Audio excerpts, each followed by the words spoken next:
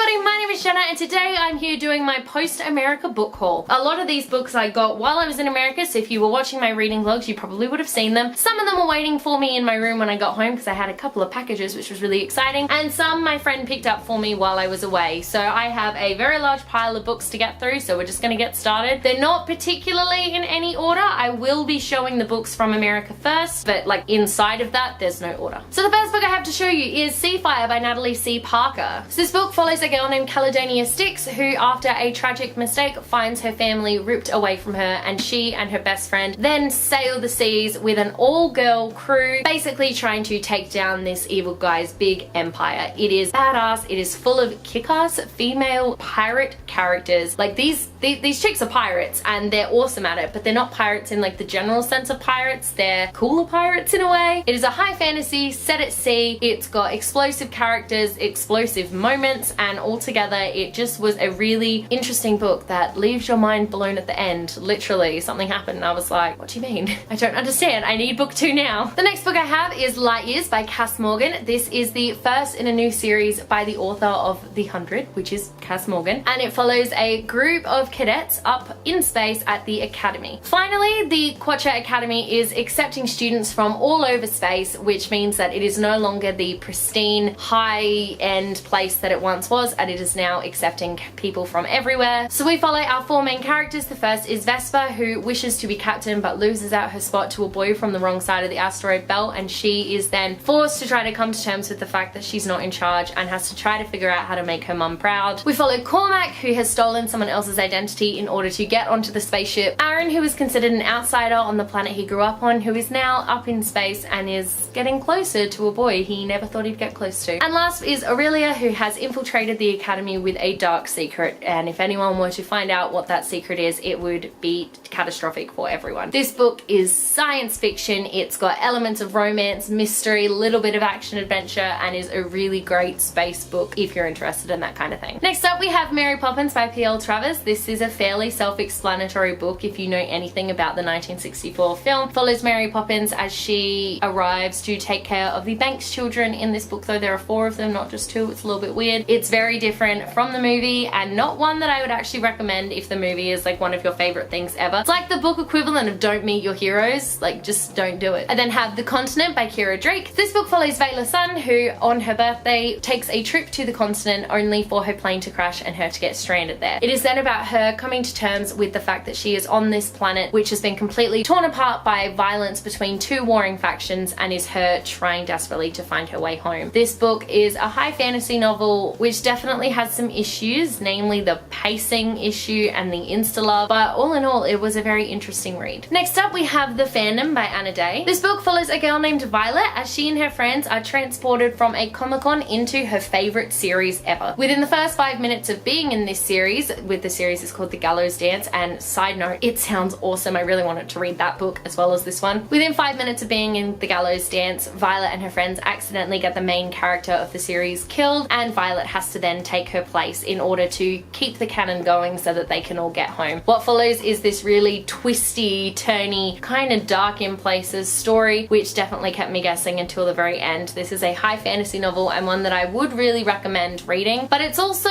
high fantasy with like a little bit of dystopia kind of mixed in there, because The Gallows Dance is, I would say, very dystopian, so it was kind of interesting to see that dynamic. Next up is Ash Princess by Laura Sebastian, and this book follows a girl named Theodosia who is the princess of her country, which was invaded when she was 6 years old and her family was wiped out. Theodosia is forced to become the Ash Princess by the people who have invaded, and it is done as kind of a mockery of who she is and what her people have become. So 10 years later, Theo is forced to do the unthinkable by her captors, and this sparks a bit of rebellion inside of her, and what follows is her journey to try and save her people and to formulate this rebellion. It was definitely a high fantasy novel and one that I would highly recommend to anyone looking for something a little bit higher. It was a little bit predictable in places, but all in all it was a really good novel and I would highly recommend it. We then have Winnie-the-Pooh by A.M. Milne. Once again, if you know anything about anything, you should know what Winnie-the-Pooh is about. It is the original tales from A.M. Milne and is really cute and is definitely the basis for, I think it was the Many Adventures of Winnie-the-Pooh, like the movie that Disney did. I remember a lot of the stories I was reading, I remember being like, I remember seeing this, so inspiration. But once again, I feel like it's one of those don't meet meet your hero kind of book situations, because I did enjoy it, but it was weird. Next up, we have The Evolution of Claire by Tess Sharp. This book is the prequel to Jurassic World Fallen Kingdom and follows a college-age Claire Deering who, after her first year of college, goes on an internship to Isla Nublar, and we kind of get to see how Jurassic World came to be. We get to see how she met Mr. Masrani, and we get to see how she became the Claire that we know and can recognize from the first Jurassic World movie. We also get to see a lot of Fallen Kingdom Claire in here as well. It is a high stakes book. Even though it was like we knew Claire was going to be okay, we were still running around an island filled with dinosaurs, so you know, the stakes were still there. It was a really fun read, and I would highly recommend it. Not just if you're like a fan of Jurassic World, I would just recommend it anyway, because it is honestly just one of the most brilliant books I've ever read in my life. We then have Harry Potter and the Sorcerer's Stone by J.K. Rowling, which got a little bit damaged on my trip home, but it's fine now. I've had it sitting under books for like ever. I think, can you kind of see where it got damaged? Yeah. It's a little sad, but like also I brought a lot of books home. I really wanted this one because I just wanted to have the American edition sitting on my shelf, but also I have been reading little bits of it, and some of the stuff is actually different, and it's so funny. Plus, when I was in New York, I went to the Harry Potter History of Magic exhibition, and I saw like this letter from the editor, like the American publisher or something from Bloomsbury to J.K. Rowling being like, how attached are you to the title? Because I think Harry Potter and the School of Magic sounds better. And J.K. Rowling just went, no, we'll do Sorcerer's Stone, that's fine. But yeah, apparently none of the Americans knew what a philosopher was, so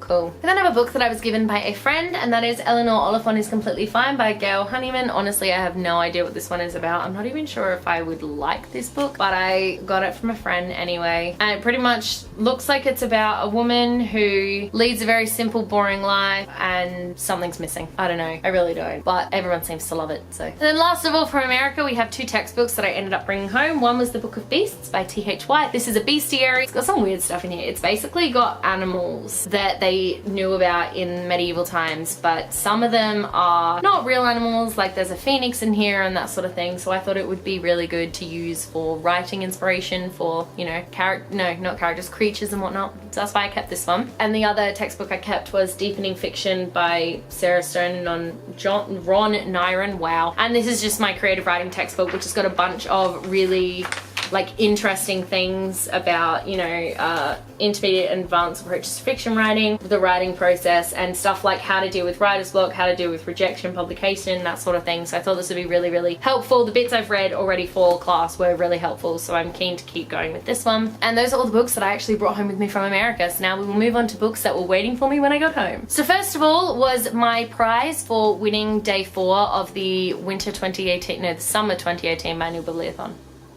Yes, I will leave a link to my winning video in the description box below if you haven't checked it out. It's literally the video I am most proud of for last year, so that's fun. And that is Truly Devious by Maureen Johnson. This is the hardback edition, and I love this book so much. I'm so excited to have a hardback of it. And this book follows Stevie Bell, who attends an academy which has a cold case of a murder that happened all the way in the 1930s, and she is determined to solve the case. While Stevie is there, another murder takes place, and her and all of her friends become suspects in this murder, and this idea that maybe the murderer is still around. It's such a twisty book. I did not see it coming, and it's honestly just such a good one that I think y'all should go see. It's a mystery, which I don't often read, and I just fell in love with it. So next up we have Other Earth by Jason Segel and Kirsten Miller. This is the sequel to Otherworld, which came out in 2017. This is a dystopian thriller novel which revolves around a virtual reality game which kind of, you know, goes wrong. Those sorts of things. It's for fans of Ready Player One. I'm not going to say too much about it obviously because it's a sequel, but I have heard that it's really quite good, so I do want to eventually give these ones a go. And last book I received was from Bloomsbury, and that is A Curse So Dark and Lonely by Bridget Chimera. All I know about this one is that everybody loves it and that it's apparently a Beauty and the Beast retelling, so I'm super keen to hear all about that. Aww, the character's name is Harper. Aww. For context, my last name's Harper. Aww, that's so cool. I feel I may enjoy this. Oh, it's out soon. It's out February 1st in Australia, so keep your eyes out for this one. And then last up we have some books that my friends got for me, but the first book I'm actually going to show you is one that my dad got, and that is Attack of the Necron and City of Lifestone. They're both Warhammer adventures. So we've got, this one is Stories from the Far Future, and this one is Stories in an Age of Fantasy. Like, it's like a free extract. These are the new children's